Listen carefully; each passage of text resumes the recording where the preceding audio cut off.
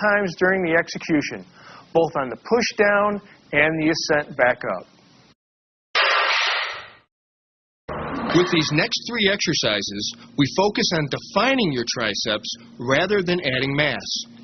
We'll begin with the lying French press, where we'll pyramid up the weight during each of 4 sets, 12 reps twice, then 10, then 8 reps. Next, we'll go through the dumbbell kickback, 2 sets of 15 with the same weight both times. Then we'll round out the program with 2 sets of the reverse grip press down with moderately heavy weight.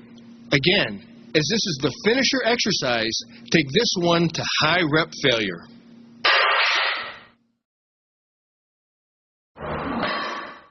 The French press is sometimes called the lying triceps extension and sometimes the nose busters, but you won't break anything if you follow strict form and use a spotter. This exercise is probably one of the best ways to create mass-building contractions of the hard-to-develop long head of the triceps, running right here.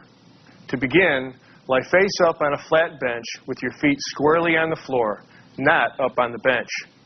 Grasp an easy bar or barbell with the palms up, shoulder-width grip.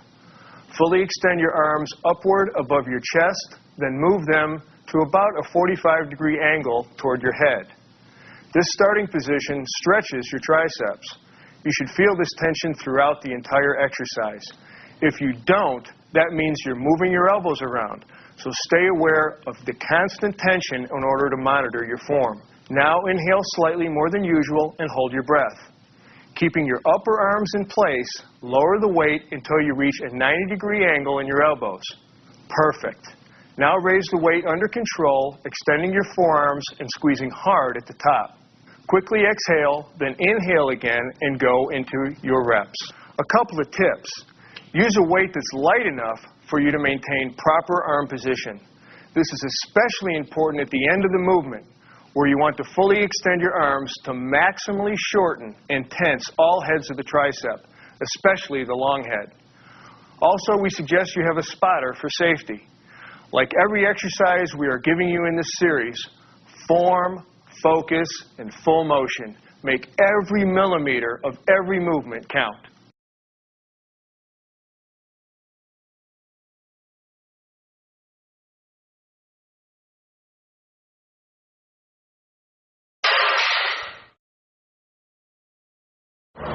When you watch a segment included on each of these programs on the 27 Weider Principles, you'll see just how important it is to vary your workouts, to attack your muscles from different angles with a variety of different approaches. The dumbbell kickback is a way to do just that and work your triceps from a different angle to stimulate new growth.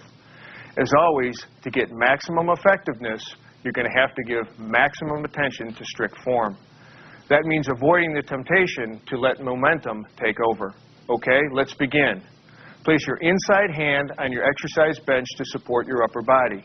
Your arm should be straight and directly below your shoulder. Bring your inside leg forward and move your outside leg back so you can bend over from your hips and bring your torso into a horizontal position. Grasp a dumbbell in your outside hand using a neutral grip with your thumb side of your hand forward. Keep your upper arm parallel with your body or slightly above. Bend your elbows so your forearm is vertical. Inhale slightly more than usual and hold your breath to stabilize your torso as you now straighten your elbow while keeping your upper arm in place. In the top position, your extended arm should be in line with your torso or slightly above. Exhale here as you reach the top of the lift. Hold this peak contraction for a moment, then slowly return to the start position under complete control without swinging the dumbbell. That goes for the up motion as well. Be sure you avoid any swinging movement as you transition from the down motion. That's the basic movement, but be careful. There are lots of ways to diminish the effectiveness of the kickback exercise. As I said, don't let momentum take over. Don't swing the weights. Also, you need to keep your torso stabilized and in a horizontal position. If you let your body angle up with your shoulders higher than your hips, you'll end up using momentum to raise the weights, whether you like it or not. Another thing, since a kickback involves all 3 heads of the triceps, you've got to achieve the full range of motion the exercise offers. That means don't overdo the weight. Make sure you fully extend your elbow and raise your arm slightly above the level of your back. Don't twist on the lift. Use only your arm, not your shoulder, to raise the dumbbell. Now let's head over to the gym one last time for triceps and see exactly how the reverse grip press down is done. This press down exercise is a great finisher for the triceps workout. Like any isolation exercise, you want to keep in mind some of the general rules we've talked about. Keeping your torso stable, no swaying, no arching, no bending. You want all your movement coming from the flexion and extension of your elbow, nowhere else.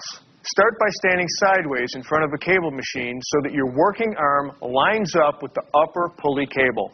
Position the leg farthest from the pulley, slightly in front of the other. If you're working the right arm, your left foot should be slightly out in front of your right foot. Grasp the cable handle with a palms-up grip. Your starting position is complete when you pin your elbow firmly at your side and keep your upper arm in line with the side of your body. Now inhale and hold your breath as you pull down, squeezing your triceps to pull the handle down. Keep that working elbow pinned there at the side of your body. Right in there nice and tight. Don't let it move. Push down until your arm is completely extended and hold the contraction for 1 to 2 seconds. Exhale, under control, lower the weight now until you return to the starting position, which should be with your forearm only slightly above parallel to the ground. Don't let the handle come up to your chin or anything like that. Complete a set with one arm, then turn around and repeat with the opposite arm. A couple of performance tips. Keep your working hand in line with that forearm through the exercise. The wrist should never flex or extend. Keep your abs tight throughout and allow your spine to maintain its natural curvature. Finally, this exercise puts a bit of pressure on the thumb. If it's uncomfortable, back off on the weight.